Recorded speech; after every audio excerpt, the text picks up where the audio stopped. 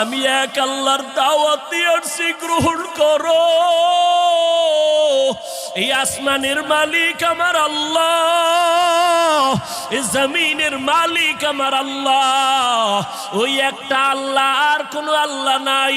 ওই আসমানের মালিকের পক্ষ থেকে আসছি, কবুল করে নাও। তায়েফের বেঈমানেরা কয় এটা তো সেই মুহাম্মদ মক্কার পাগল।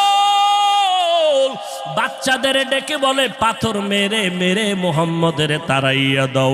যেই নবীর শরীরের মধ্যে মশা মাছি পড়া হারাম, মেঘের খণ্ড ছায়া দেয়, আমার নবী যেন কষ্ট না পায়। ওই শরীরের মধ্যে কাফেরের গোলামেরা এমন বৃষ্টির মতো পাথর মারতেছে, পাথর পরে পরে নবীর শরীর থেকে রক্ত প্রবাহিত হইয়া জুতা আটকাইয়া গেল।